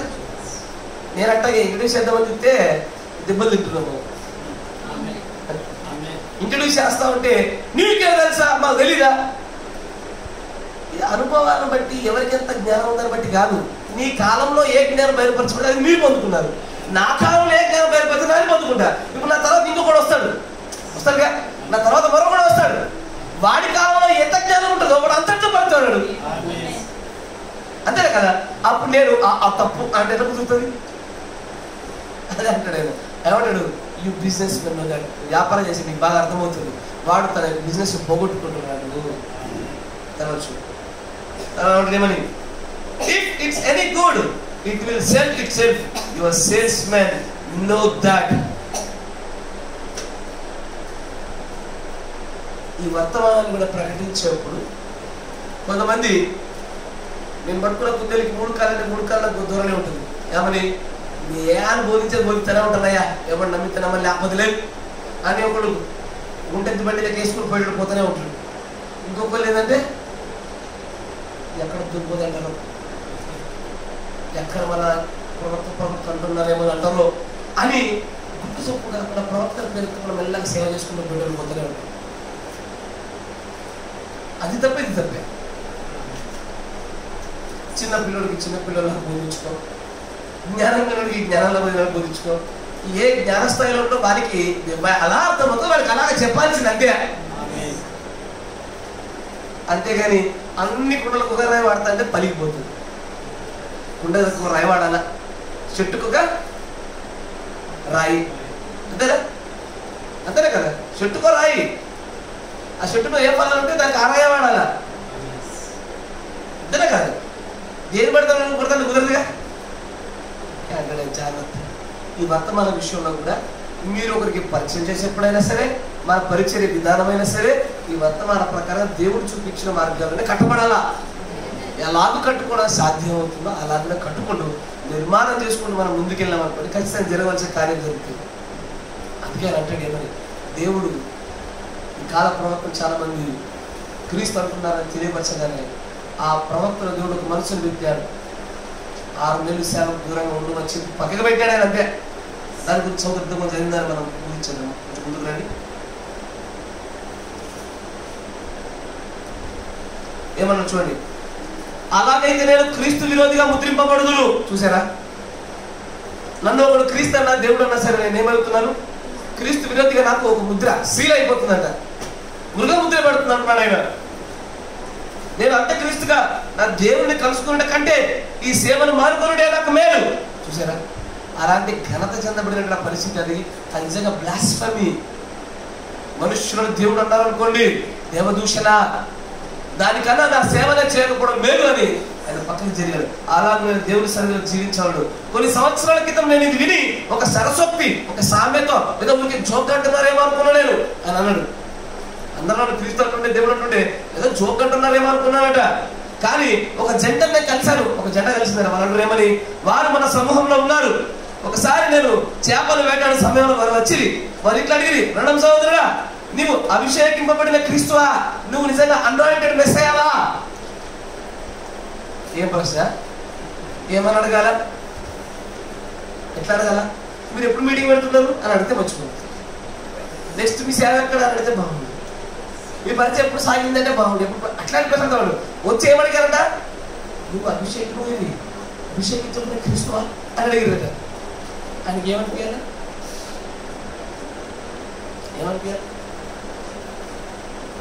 ఆయనకి ఆపిల్లు నేను వారిద్దరిని కౌగిలించుకుని, సోదరులారా, నేను క్రీస్తు నిజమైన దాసునిగా ఉండగోరుచున్నాను, మీరు అటువంటి మాట మాట్లాడరాదు ప్లీజ్. మరలా ఎన్నడైనా ఆ మాట కానీ మీరు పలికినలా నేను నిర్మలమైన మనస్సాక్షితో సేవను త్యజించిపోదా. ఇంకొకసారి ఆ మాట మాట్లాడి సేవను వదిలేసిపోతా. నేను ఉన్నది మీరేం మాట్లాడుతున్నారు? నన్ను గొప్ప సేవకులను, నన్ను నేను తగ్గించుకోవడానికి ఏం లేదు బ్రదర్, నాకు ఏం లేదంట. నువ్వు గొప్ప గొప్ప కార్యాలు చేస్తున్నావు, నన్ను హెచ్చించు, నేను తగ్గించుకుంటూ ఒక చోట. నువ్వు చూస్తూ హెచ్చిస్తే పర్లేదు. ఏ స్థాయికి హెచ్చించారు? క్రీస్తు. నన్ను క్రీస్తు అంటున్నారా మీరు? అసలు బాప్తిస్మం యోహానులో ఉంటాడు, ఆయన చెప్పుల వారు ఓపెన్ చేయడానికి అర్హుడు కాదు. మనం ఎంత? అందుకని సేవలు చేస్తాను. తర్వాత చూడండి, నేను నడిపించలేకపోయిన ఆత్మల విషయంలో అప్పుడు మీరే బాధ్యులవుదురు అంటే వినాలా? నేను విశ్వాసులని మిమ్మల్ని బట్టి నేను కనుక సేవ మానేస్తే నా వలన దేవుడు భవిష్యత్తు రక్షించబడబోయేటువంటి ఆత్మల విషయంలో మీరు అపరాధులు. నేనంత సేఫ్. ఇప్పుడు చూడండి ఒకసారి, ఎంతమంది అయితే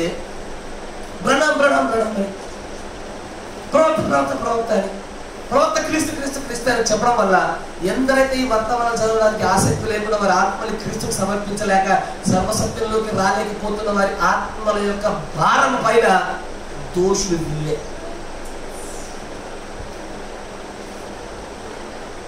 నేడు అనేకులు ఈ ప్రవక్త అంటున్నారని, లేకపోతే బ్రహ్మాములు క్రీస్తు చేస్తున్నారని అత్యధికంగా హెచ్చించడం వల్ల ఏ ఆత్మ అయితే రాకుండా ఉంటుందో దానిలో అపరాధము ఇలాగ హెచ్చించు వారిదే. కరెక్టేనా? దేవుడు తన ప్రవక్తలో పలికిన మాట చెప్తున్నాను. నేను రక్షించబడవలసిన ఆత్మల విషయంలో భారం మీరే, నేను కాకపోండి, మీరే దోషులు. ఇంత ప్రమాదం చూసారా? అందుకే ఎట్టబడతా హెచ్చించకూడదు, ఎట్టబడతా తోసేయకూడదు. తృణీకరించడానికి లేదు, హెచ్చించడానికి లేదు. ఎవరి స్థానాలు వారు గుర్తించి క్రీస్తుని అక్కడ చాలా ప్రవక్తలు ఒక ప్రవక్త ఎవరు? ద్వారపాలకుడు కదా. పిరమిడ్ లో ఆ రాజగృహానికి కింగ్ హౌస్ కదా, కింగ్ రూమ్ కి ముంగడు ఒక ప్లాన్, ఇంట్రొడక్టరీ ప్లాన్ ఉంటుంది. పరిచయం చేసేటువంటి ఒక చిన్న స్థలం ఉన్నది. దాని మీద ఎవరు ఉంటాడు? ఒక భటుడు ఉంటాడు. రాజు లోపలికి వెళ్ళాలంటే ఆ భటుడు దాటిపోవాలి. ఆ భటుడు కేవలం ఒక సైనికుడు లాంటి ఒక ప్రవక్త. రాజు తినడానికి సాధ్యం కాదు, సాటి కాదు. కానీ అలా చేస్తే రక్షించబడవలసినటువంటి ఆత్మల విషయంలో మీరే బాధ్యులవుతుంది. ఎందుకనగా మీరు అలాగ తలంచుకోవడం వల్లనే నేను సేవ పిలిచానని గుర్తుంచుకోండి. ఇట్లా చేశాను కాబట్టి సేవ తిన్నా, మళ్ళీ అంటున్నారంటే మళ్ళీ వదులుతా.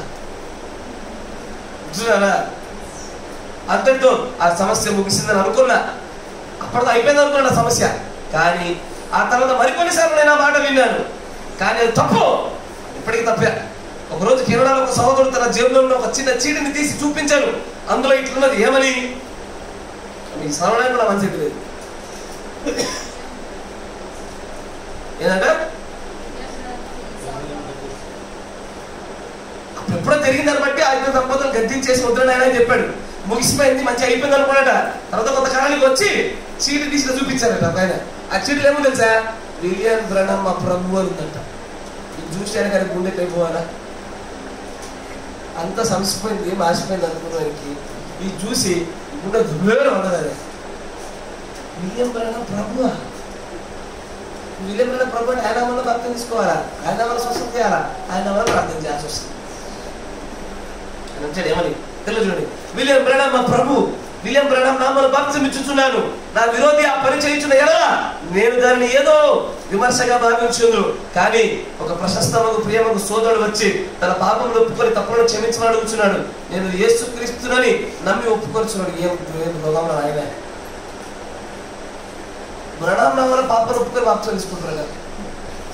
ఇట్లాంటి వాళ్ళ వల్ల కాదు ఈ యొక్క వర్తమానానికి చెడు పేరు వచ్చింది. ఆ చెడ్డ పేరు వల్ల కాదు కొంతమంది ఈ యొక్క ప్రవక్త పేరు కానీ వర్తమాన పేరు కానీ బహిరంగంగా ఒప్పుకోలేక శాపకంగా సేవలు చేస్తున్నారు. అయ్యా మాట వింటున్నారా? తర్వాత చూడండి, నాకు ఇంటికి ఉత్తరములు వచ్చినవి, షికాగో మరియు ఇతర స్థలం నుండి ఫోన్లు వచ్చినవి, దాన్ని నేను నమ్ముచున్నా లేదా అడిగింది. ఓర్మి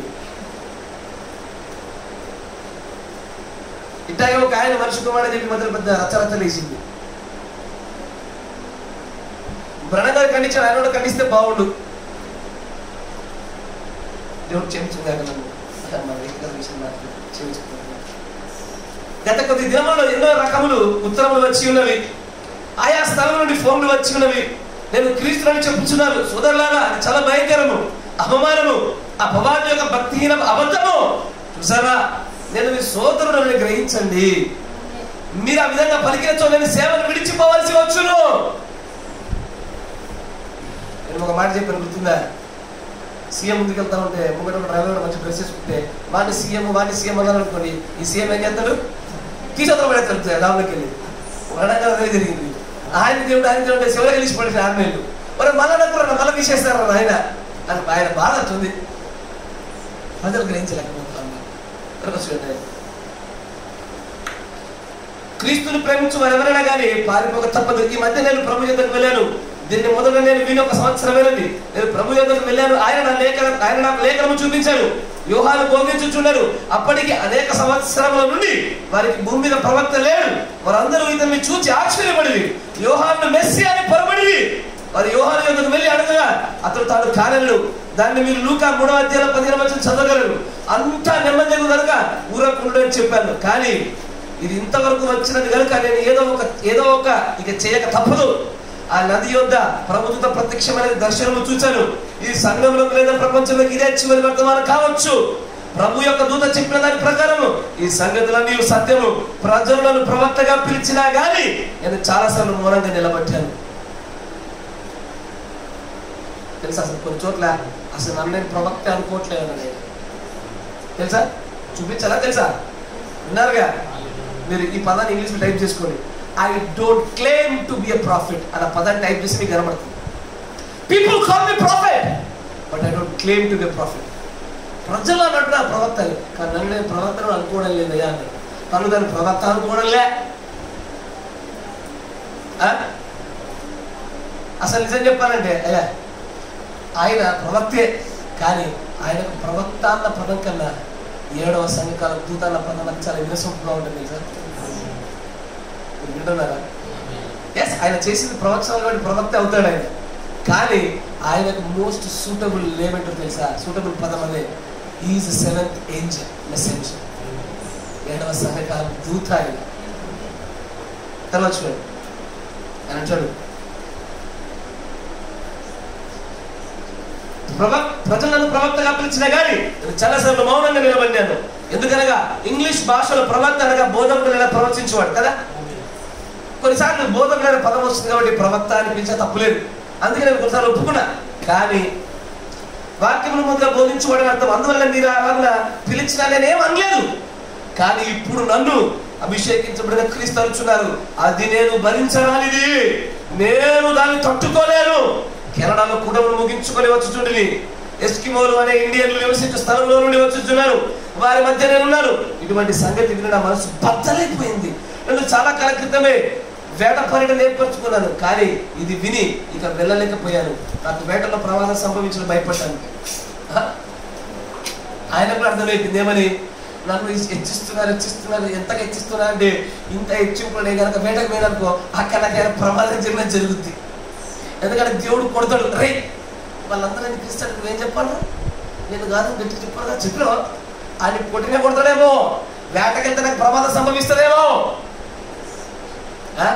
అందుకే అయ్యా పాస్టర్ కూడా ఇప్పుడు గలపరచుకోండి, నాకు దెబ్బలు తినాలని లేదు. నమ్మటి పెట్టుకున్నారా? ఎప్పుడు కూడా ఏమన్నా తెలుసా, ఒకవేళ మీ కాపరి కూడా ఒక మంచి వర్తమానం వచ్చింది అనుకోండి, మా కాపరి కూడా మంచి వర్తమానం అప్పచెప్పిన దేవునికి స్తోత్రం అని చెప్పండి, అది సరైన పద్ధతి. ఒకవేళ నా నుంచి మీకు ఏదైనా మేలు కలిగింది, సహాయం కలిగింది అనుకోండి, మా కాపరి కూడా మాకు ఒక గొప్ప మేలు కలగజేయించిన దేవునికి స్తోత్రం అని చెప్పండి, అది సరైన పదాలు. పుస అని చెప్పి గందలు అప్పచెప్పిన అనుకోండి, పుస ఖాళీ ఉంటుంది. నాకు ఎందుకు వచ్చిన బాధ, సంభవించవచ్చు కీడు, జాగ్రత్త. తర్వాత చూడండి, ముగించేస్తాను. ఇక్కడ నేను నిలబడుటకు సిగ్గు వేసినది, నేను దీన్ని సహించజాలను. 31 సంవత్సరాల సేవ అపవాది యొక్క గోతులోనికి పోయినట్లుగా భావించా. 31 years 31 సంవత్సరాలే కష్టపడి సేవ చేస్తే నన్ను క్రీస్తని, దేవుడని, మెస్సయ్య అంటారా? మీరు చేసిన పని వల్ల నా సేవతో ఒక గోతులో పట్టి టైం రా అన్నాడు కదా. తర్వాత వచ్చాడు, నేను వెళ్ళిపోయిన తర్వాత మరి ఏమందులు ఖచ్చితంగా మరి ఇట్లా చెప్పేదారు. చూసిరా ఏమన్నాడు, నేను వెళ్ళిపోయిన తర్వాత వాళ్ళందరూ ఇట్లానే చెప్తారు. ఈరోజు బ్రహ్మ క్రీస్తు అందరికి ఇదే వార్నింగ్ నేను చెప్పాను. బ్రహ్మ క్రీస్తు అనేటువంటి ఒక దుర్బోధన పట్టుకు వచ్చినటువంటి ఆ ప్రజలందరికీ, సహోదరులందరికీ చెప్పిన మాట ఒకటి, ఆయన ఇక్కడ ఈ రెవల్యూషన్ చాప్టర్ 3 అనేటువంటి వర్తలో చెప్పిన మాట రీతిగా ఎవరైనా సరే ఆయన వెళ్ళిపోయిన తర్వాత వీరు ఇలానే చేస్తారు, వీళ్ళు అపవాది సంబంధులు అని మిమ్మల్ని గురించే కదా ఆయన మాట్లాడిన మాట.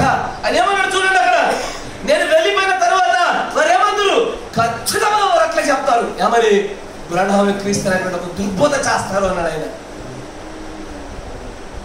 ప్రజల మీద మన యొక్క ప్రభావం చూడండి. నన్ను ప్రజలు అంత్యక్రీస్తు అని పిలిచారు. అయ్యా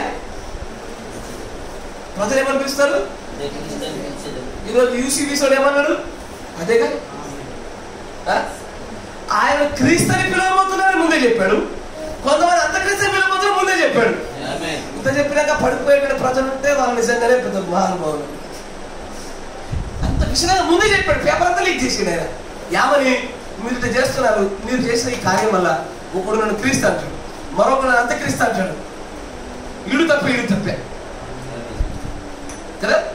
దీనివల్ల ఏమంటారా, నేను వెళ్ళిపోయిన తర్వాత ప్రజలు నన్ను అంత్యక్రీస్తు అని పిలుస్తారు, నేను దాన్ని తట్టుకోలేను. నేను నా తుపాకీ మీద పడి అడవిలో చనిపోవడానికైనా సిద్ధమే కానీ ఇది భరించలేను.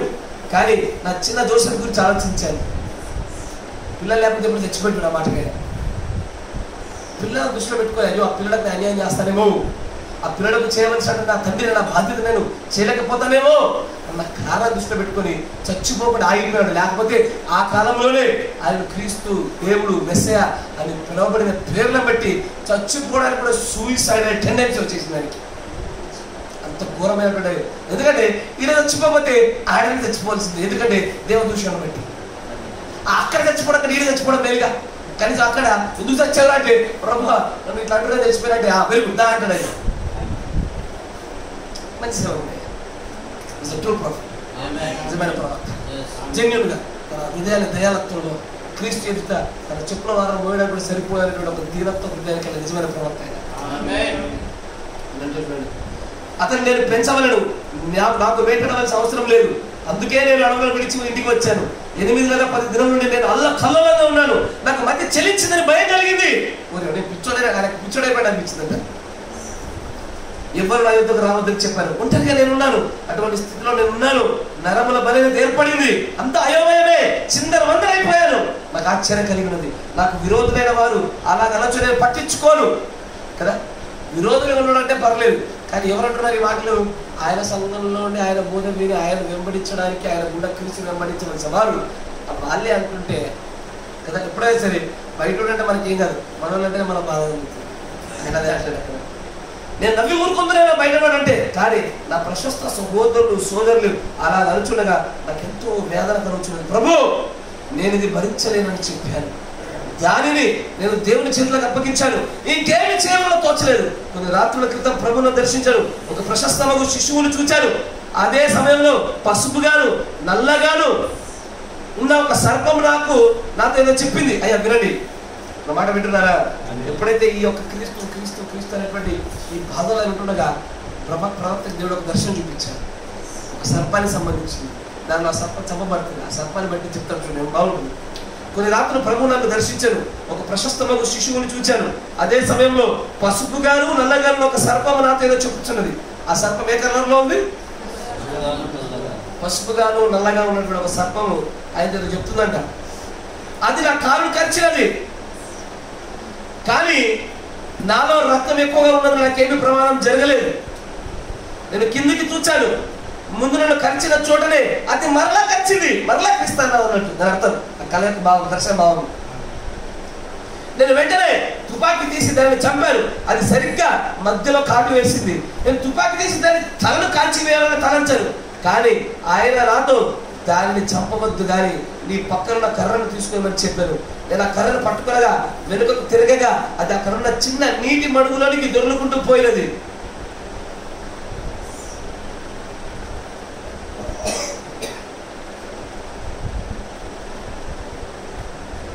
చాలా మంది ప్రత్యక్ష తగ్గడాలి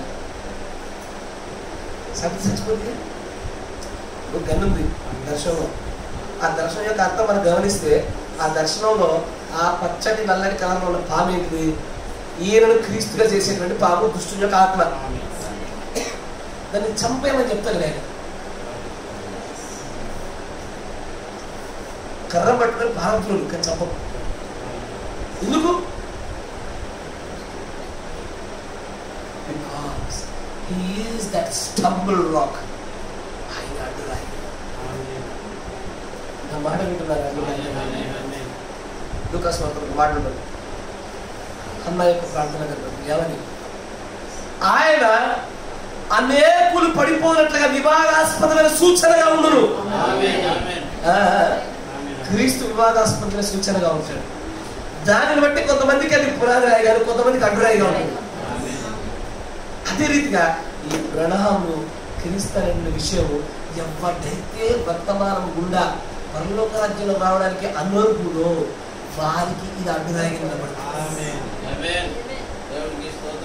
అయ్యా ఇంత చదువుకుంటూ పోయేది కాదని ఆయన కాసేపు ఆలోచన చేయాలనుకో, అది కొంతమందికి అడ్డురాయిగా నిలబడుతుంది. అందుకే వాళ్ళు నిజమైన సమస్య రాలేదు. కొంతమంది నేడు ఇప్పటికీ మీరు లాస్ట్ మీరు మరణం క్రీస్తాడు, నేను రాము. వాడికి ఎందుకు అడ్డుపడేది ఉందంటే రంగు పెట్టాడు. నువ్వు ఎందుకు అట్లా అడ్డుపడేది మనకు లేదు తెలుసా? నువ్వు ఎందుకు అట్లా మన తొడిల్లకుండా దాన్ని గ్రహించామో తెలుసా? ఆయన మనం దాన్ని గ్రహించడానికి, మన రాత్రిలో ఉండడానికి నువ్వు చూసి ఇష్టపడ్డాడు. అందుకే మనం దాన్ని ఖచ్చితంగా పట్టుకున్నాం. అని అంటాడు, గందుతో కాల్చబోతా వద్దు, చంపకు, కరమట్టు కరవచ్చు. అది ఇంకా ఏ హాని చేయజాలదు అంటే తలంచారు. సోదరులు కూడా అదే రీతిగా భావించుకునే గ్రహించారు. అది చావు దెబ్బతిన్నది కనుక చనిపోవాలని తలంచాడు. చచ్చిందా? నేటికి బతికే ఉంది. ఎందుకు నేటికి బతికుందయ్యా అంటే దుఃఖస్మరణ మాట ఉందా? ఒకసారి మీకు వర్తమానం చెప్పా, వివాదాస్పదమైన సూచన జ్ఞాపకం ఉన్నదా? ఆ సూచన తన ప్రజలకు ఆశీర్వాద వేడుకరమైనది, తన ప్రజలు కాని వారికి అడ్డుబండ అడ్డురాతి. సియోనులో ఒక అడ్డుబండను వేశాను. రోమా 9:30-28 అంటే ఏమని? నేను సియోనులో అడ్డుబండ వేశాను. కొంతమందికి అది పునాది రాయండి, మూల రాయండి, తల రాయండి. మరి కొంతమందికి అడ్డుబండ అయింది. అలా అడ్డుబండి దాన్ని పట్టుకుని తొడిలో పడిపోతున్నారు. మరణం క్రీస్తు అన్న దానికి ఏమో ఒకడు దానిలో నుంచి ఏం చూశాడంటే క్రీస్తు కాదు కానీ క్రీస్తు ఆత్మను పొందుకున్నాడు. లూకా 17:30 అంటాడు నీవు నేను. మరొకడు అంటాడు క్రీస్తే అంటాడు. ఒకడేమో ఇవన్నీ చూసే ఈ పెట్టడానికి దేవ దిగం పోని పక్కన బయటే ఉంటాడు, సర్వశక్తిని వదిలేసి రాడు వాడు. చూడండి, ఇక్కడ ఉన్న వారిని చాలా మంది అడిగారు. చాలా మంది ఇదే ప్రశ్నతో ఈ ఆలయం వద్దకు వచ్చి నన్ను నెవిల్ సహోదరి ప్రశ్నించుతున్నారు. సోదరా సోదరులేవా, నేను క్రీస్తు యొక్క దాసుని ఉండవాలని మీ ఎదుట ప్రయత్నించలేదా? నేను మీ సోదరి ఉండడానికి ప్రయత్నించలేదా? ఏది ఏమైనా కానీ జనులు ప్రశస్తమైన వారే కానీ వారిపైన ఒక ఆత్మ పని చేయించున్నది. అయ్యా నా మాట వినండి.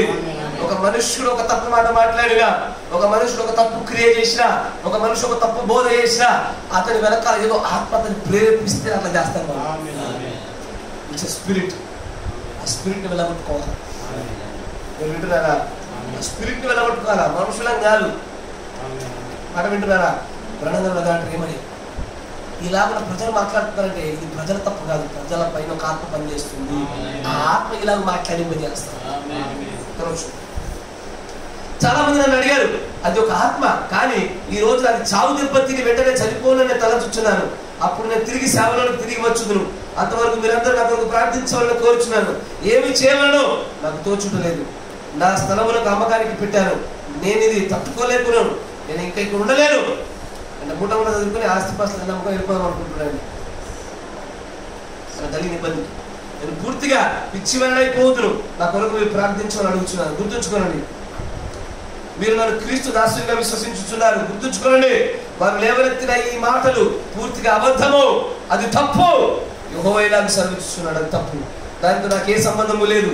నేను మీ సహోదరుని, మన శిరములు వంచుదుము పరమ తండ్రి అంటూ ప్రార్థన చేస్తాను. అయ్యా, బ్రహ్మ గారు క్రీస్తు గారు నిరూపించగలుగుతారా? ఇంతకంటే స్పష్టంగా నిరూపించకపోవడానికి కారణం లేదు.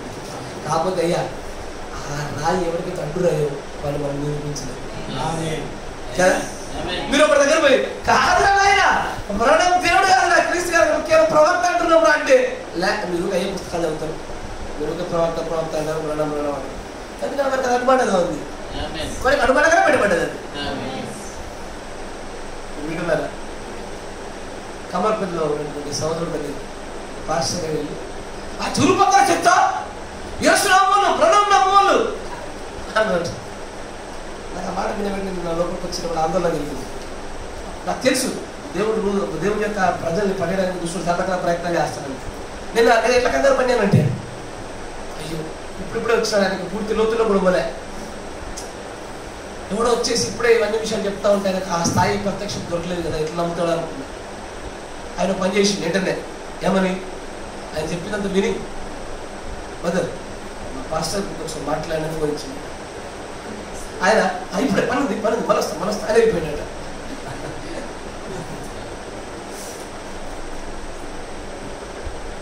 చదువుతో సంబంధం లేదే. చదవడం వచ్చారు అలా కాదు. ఇది నీకు అడ్డుబండగా ఉంటే తత్వవేత్తమైన సరే దీనిలోకి రావు కదా. నీకు ప్రత్యక్షత ఉందనుకో, ఇది నీకు అడ్డుబండగా కాకుండా నీకు ఇది పునాది రాయి, మూలరాయి, తలరాయి కూర్చుందానికి వర్తమానం. ఇలాంటి వాళ్ళు 100 మంది 1000 మంది వచ్చిన పడిపో. ఆమేన్. ఈరోజు అంటా ఉంటా యూసీబీసీ అనేటువంటి నా సహోదరులకు ఇది అడ్డుబండ అయిపోయింది. ఆంధ్రలో చాలా మందికి విరోధంగా కొంచెం లేచి డిబేట్లు పెట్టడానికి స్పోర్ట్స్ అనేది అతికిస్తా ఉన్నారు కదా. వింటున్నారా?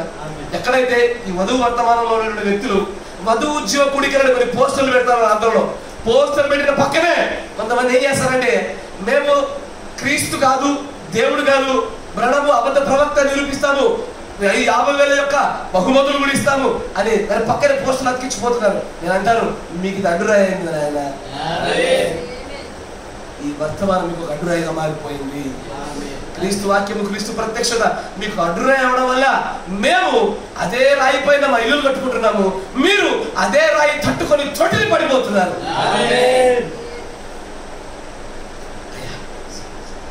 ఇదంతా ధన్యత కృప.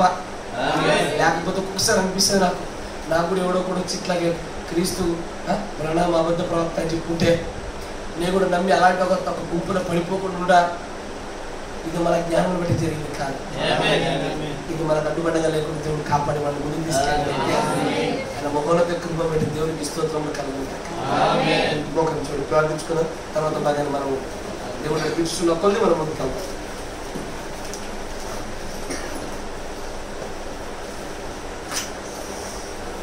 మన మధ్యలో సహోదరులు మోషేష్ బ్రదర్ గారు చిన్న ప్రార్థన చేస్తారు. నూతనమైనవి గ్రహించారా? ఆనందిస్తున్నారా? మీ ధన్యతలను చూసుకోండి అమ్మా. మీరు ఖచ్చితంగా దేవుడు కృతజ్ఞులై ఉండండి. దేవుడు తీర్చుకున్నాక ప్రార్థించుకుంటాం. స్తోత్రం స్తోత్రం స్తోత్రం స్తోత్రం స్తోత్రం స్తోత్రం.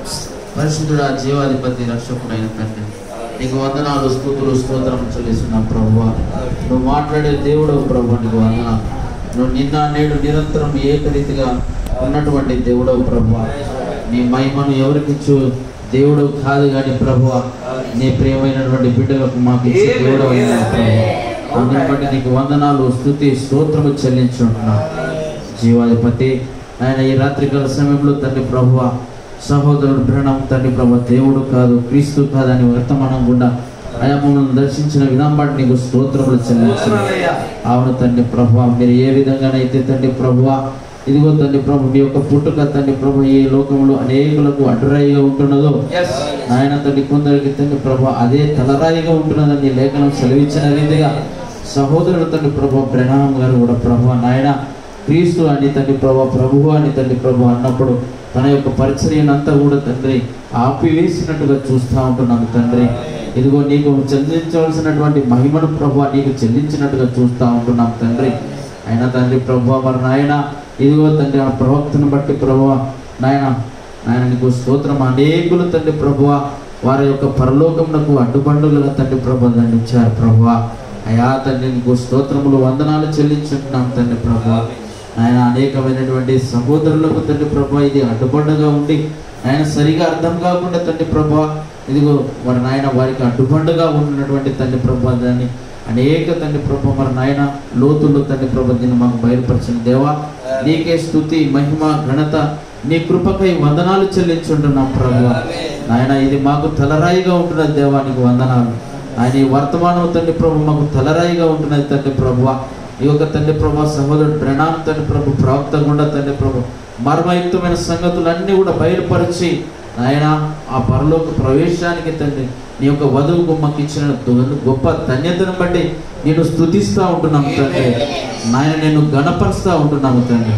సమస్త స్తుతి, ఘనత, మహిమ, ప్రభావాలు మీకు ఆరోపిస్తూ విన్నటువంటి వాక్యం మాలో ఫలింపజేసి నీ వధువుగా సిద్ధపడిన భాగ్యము, విశ్వాసం మాకు అనుగ్రహింపజేయమని ప్రభు అయిన యేసుక్రీస్తు నామమున స్తుతించి ప్రార్థన చేయుచున్నాను. పరిశుద్ధుడా, సర్వశక్తి సంపన్నుడా, కృపామయుడా, నిజముగానే ప్రభువా నాతో మాతో మీరు మాట్లాడారు నాయనా. నాయనా మా ప్రియమైనటువంటి సహోదరి ఎస్తేరు పాడిన రీతిగానే నిజంగానే మాతో మాట్లాడు ప్రభు అనగానే మీరు మాట్లాడారు మనము మీరు వింటున్నారు ప్రభువా. నాయన నిజంగానే ప్రభు నీ యొక్క సేవకుడు ప్రభు ఎన్నటికీ కూడా దేవుడు కాడన్న విషయం మాకు తెలిసినప్పటికీ కానీ ప్రభు లోతైనటువంటి తండ్రి ప్రభు ప్రత్యక్షతలు కూడా నడిపిస్తా ఉన్నారు. బలమైనటువంటి పునాదుల గుండాను ఆధారాల గుండా ప్రభు నిలబెడతా ఉన్నారు.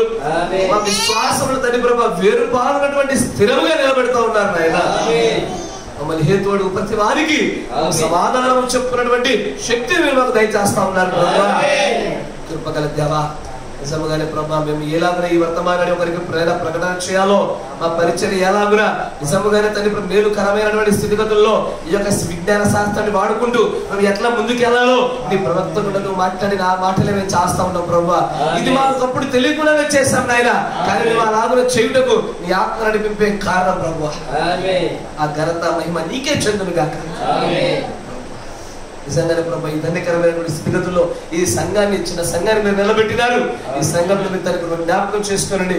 మీరందరూ మీరు మీ ఆత్మను కుమ్మరించండి. మీలో బలహీనత జయించిన సహాయం తెచ్చండి. మీరు ఒకరినొకరు ప్రేమించుకోలేగన, ఒకరినొకరు క్షమించుకోలేగన, ఒకరి భారాలొకరు మోసుకునేలాగన, ఒకరినొకరు పురికొల్పులాగన, ఒకరినొకరు అగ్నిలో నుంచి లాగి వేసుకునేలాగన, ఒకరి కోసం ఒకరు ప్రార్థన చేయడానికి సహాయం తెచ్చండి. వా దూర ప్రాంతం నుంచి కూడా మీరు నడిపించిన ప్రియమైన బిడ్డల బట్టి మీరు స్తుతిస్తాం. వాతావరణ పరిస్థితి అనుకూలించని పరిస్థితుల్లో కూడా నీ ప్రియమైన పిల్లలు ఎవరు కూడా తన గృహం మీద నిలిచిపోలేదు. నీ బిడ్డల యొక్క ఆసక్తిని బట్టి నిన్ను స్తుతిస్తా ఉన్నాను ప్రభు. మీరు బలపరచండి, స్థిరపరచండి. అవును ఆయన నీ మహిమను ఎవరితో పంచుకోవు గాని మహిమను వారసత్వంగా ఇస్తావు ప్రభు. ఈ మాటలు గ్రహించిన ప్రభు ప్రత్యక్షత కావాల్సింది. ఆ యొక్క తండ్రి ప్రభ, ఆ యొక్క తండ్రి పసుపు రంగులో నల్ల రంగులో ఉన్నటువంటి ఆ సర్పము తండ్రి ప్రభ, ఆ తలపైన తండ్రి ఖచ్చితంగా దాన్ని కాల్చొద్దు అన్నావు, కర్రతో బెదిరించమన్నావు. ఎందుకంటే ప్రభు అది ఇంకా నేటికి వివాదాస్పదమైన సూచనగాను అనేకులకు అడ్డుబండగా ఉండవలసినదై ఉన్నది. అయ్యా ఎంతో గొప్ప దేవుడు అయ్యా. మా పాదములకు అది అడ్డుబండగా నిలబడకుండా మా పాదములకు దాని తండ్రి ప్రభు దాన్ని దాటున్నటువంటి శక్తిని ప్రత్యక్ష అనుగ్రహించి ఈ స్థితిలో నిలబెట్టారు నాయన. లేనని స్థితులు స్తోత్రాలు ప్రభువా. మీకు కృతజ్ఞులమై మీకు లోబడి మార్పు చెందుతూ ముందుకు కొనసాగే భాగ్యమును మాకు దయచేయమని తండ్రి ప్రభువా నీ ప్రేమైన పిల్లల్ని కూడా తండ్రి ప్రభు దర్శించమని ఆయన గొప్ప ప్రత్యక్షతతో జ్ఞానంతో వివేచనతో అనేకులను తండ్రి ప్రభు జయించగలిగేటువంటి ఆ శక్తితో వీరందరినీ తండ్రి ప్రభు తమ గృహాలకు వెళ్ళిన సహాయం తెచ్చమని మీరు తిరిగి వెలుచూడగా తమ యొక్క తండ్రి ప్రభు ప్రయాణంలో కూడా నీవే తండ్రి ప్రభు ప్రయాణ సౌకర్యమును రక్షణను భద్రతను కంచెలు వేయమని ప్రభువైన యేసుక్రీస్తు నామములో ప్రార్థన చేయుచున్నాము. ఆమేన్. Praise the Lord. దేవుడు మనకు ఇచ్చిన గాడ్ బ్లెస్ యు.